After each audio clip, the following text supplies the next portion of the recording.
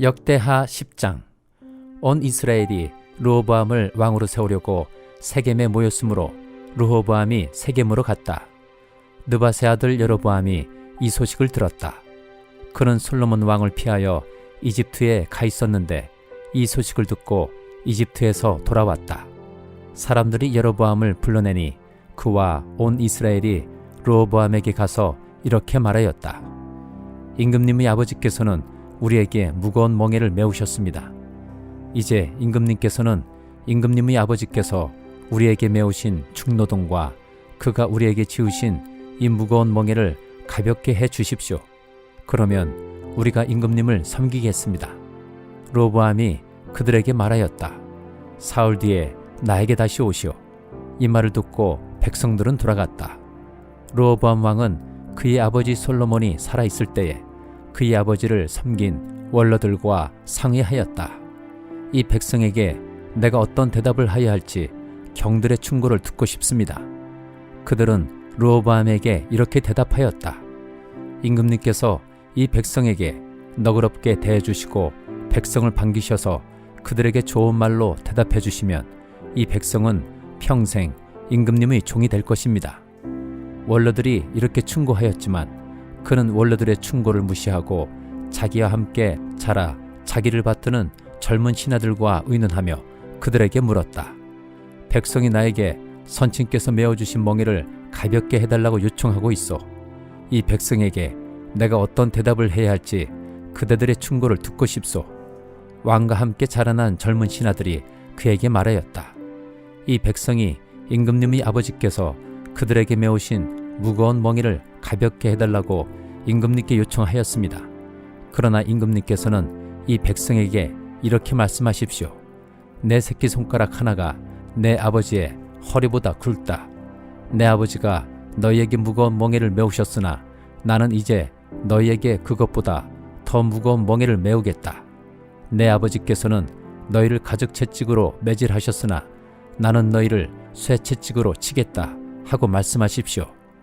왕이 백성에게 사흘 뒤에 다시 오라고 하였으므로 여로보암과 온 백성이 사흘째 되는 날에 르호보암 앞에 나아왔다.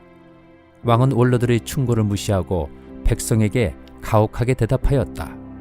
르호보암 왕은 젊은 신하들의 충고를 따라 백성에게 이렇게 대답하였다. 내 아버지가 당신들에게 무거운 멍에를 메우셨으나 나는 이제 당신들에게 그것보다 더 무거운 멍에를 메우겠소.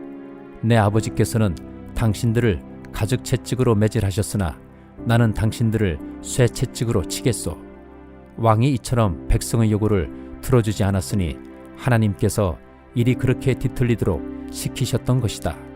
주님께서 이미 실로 사람 아히야를 시키셔서 느밧의 아들 여로보암에게 하신 말씀을 이루시려는 것이었다.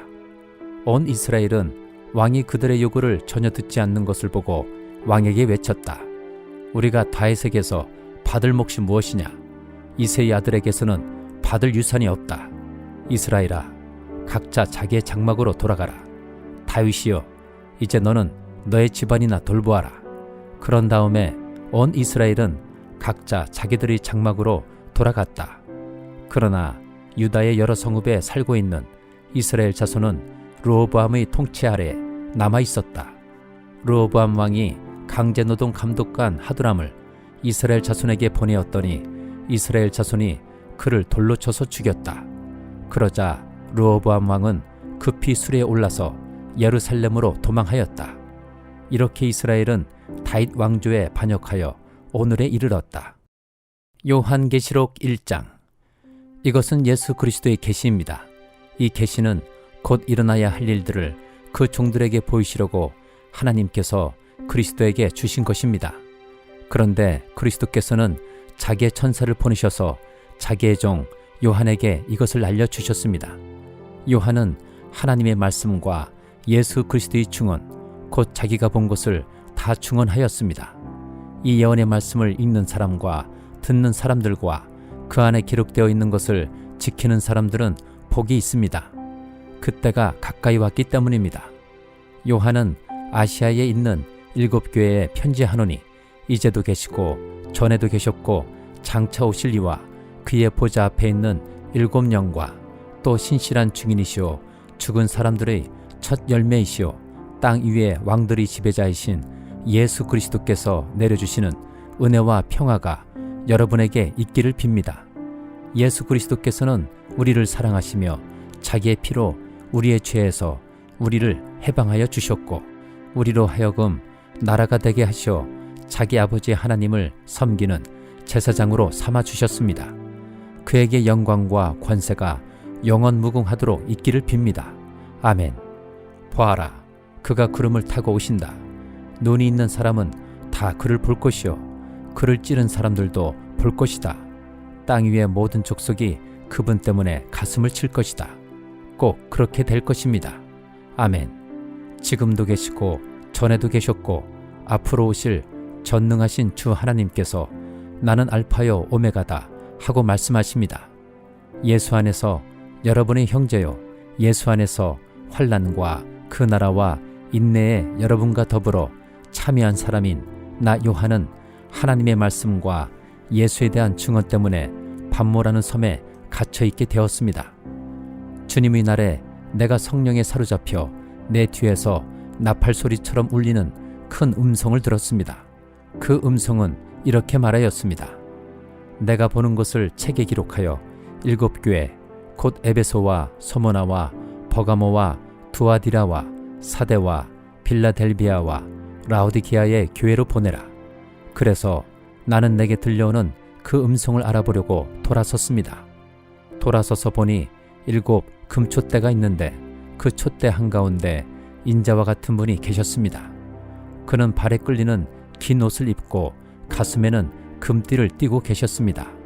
머리와 머리털은 흰 양털과 같이 또 눈과 같이 희고 눈은 불꽃과 같고 발은 풀무불에 달구어낸 노새와 같고 음성은 큰 물소리와 같았습니다.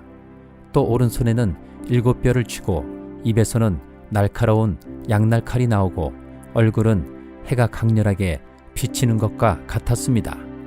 그를 뵐 때에 내가 그의 발 앞에 엎어져서 죽은 사람과 같이 되니 그가 내게 오른손을 얹고 말씀하셨습니다. 두려워하지 말아라. 나는 처음이며 마지막이요 살아있는 자다. 나는 한 번은 죽었으나 보아라 영원 무궁하도록 살아있어서 사망과 지옥의 열쇠를 가지고 있다. 그러므로 너는 내가 본 것과 지금의 일들과 이 다음에 일어날 일들을 기록하여라. 내가 본 내 오른손의 7별과 7 금촛대의 비밀은 이러하다. 7별은 7교회의 심부름꾼이요 7 촛대는 7교회다. 스바냐 2장. 함께 모여라 함께 모여라. 창피한 줄도 모르는 백성아. 정해진 때가 이르기 전에 세월이 겨처럼 날아가기 전에 주님의 격렬한 분노가 너희에게 이르기 전에 주님께서 진노하시는 날이 너희에게 이르기 전에 함께 모여라. 주님의 명령을 따르면서 살아가는 이 땅의 모든 겸손한 사람들아, 너희는 주님을 찾아라.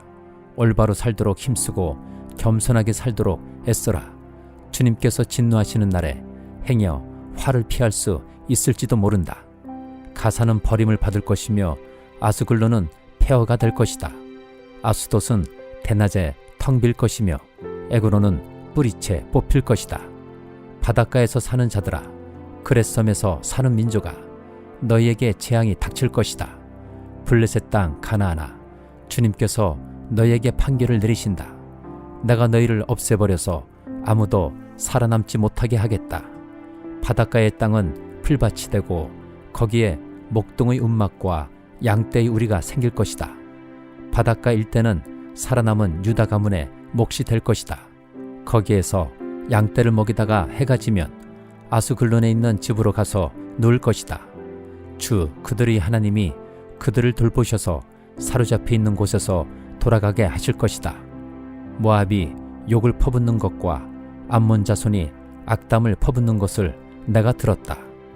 그들이 나의 백성에게 욕을 퍼붓고 국경을 침범하였다. 그러므로 나는 나의 삶을 두고 맹세한다.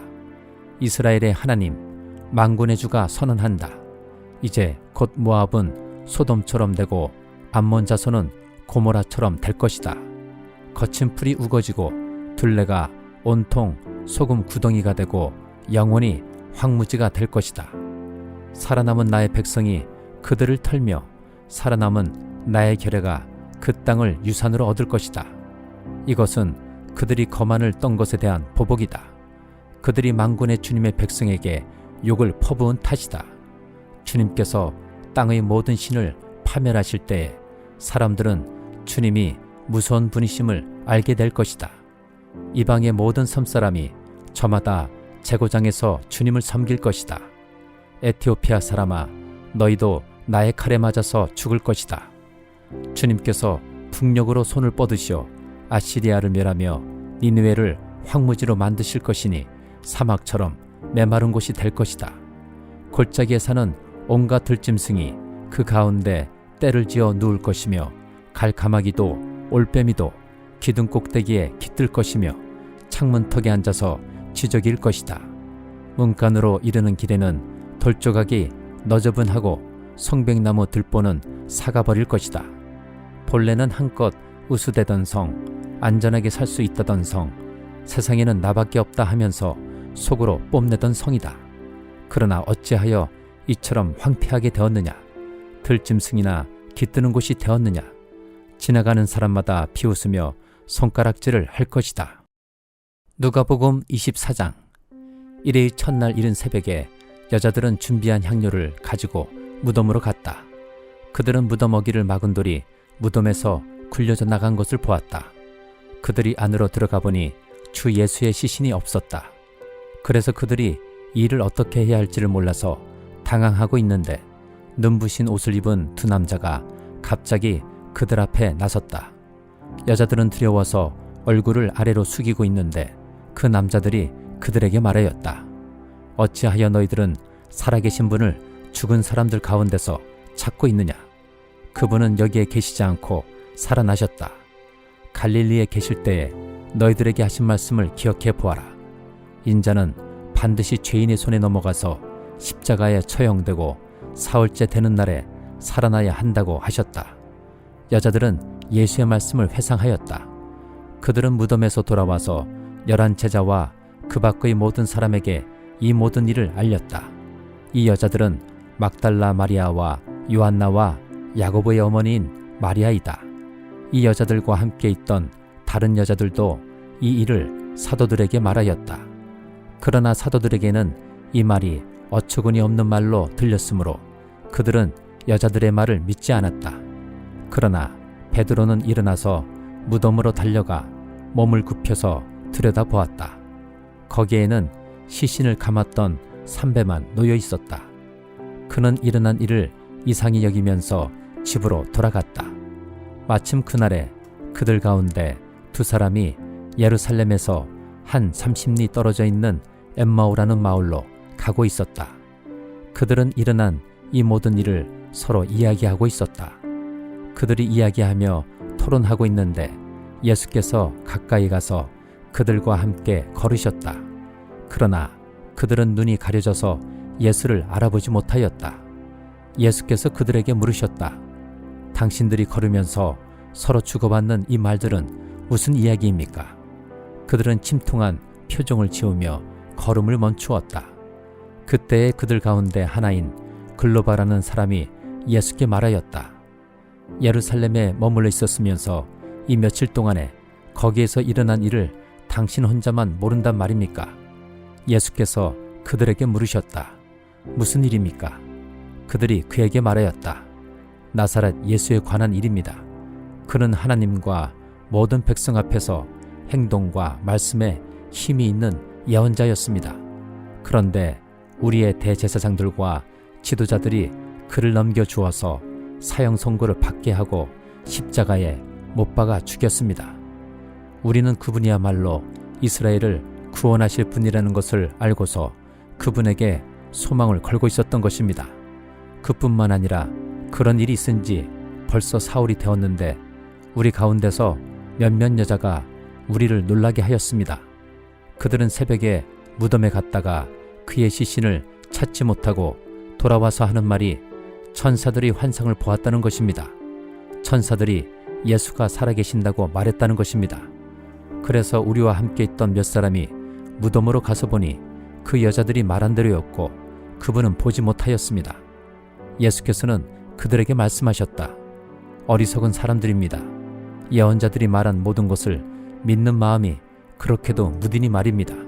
그리스도가 마땅히 이런 고난을 겪어서 자기 영광에 들어가야 하지 않겠습니까? 그리고 예수께서는 모세와 모든 예언자에서부터 시작하여 성경 전체에서 자기에 관하여 써놓은 일을 그들에게 설명하여 주셨다. 그 두 길소는 자기들이 가려고 하는 마을에 가까이 이르렀다. 그런데 예수께서는 더 멀리 가는 척 하셨다. 그러자 그들은 예수를 만류하여 말하였다. 저녁때가 되고 날이 이미 저물었으니 우리 집에 묵으십시오. 예수께서 그들의 집에 묵으려고 들어가셨다. 그리고 그들과 함께 음식을 잡수시려고 앉으셨을 때에 예수께서 빵을 들어서 축복하시고 떼어서 그들에게 주셨다. 그제서야 그들이 눈이 열려서 예수를 알아보았다. 그러나 한순간에 예수께서는 그들에게서 사라지셨다. 그들은 서로 말하였다. 길에서 그분이 우리에게 말씀하시고 성경을 풀이하여 주실 때에 우리의 마음이 우리 속에서 뜨거워지지 않았습니까?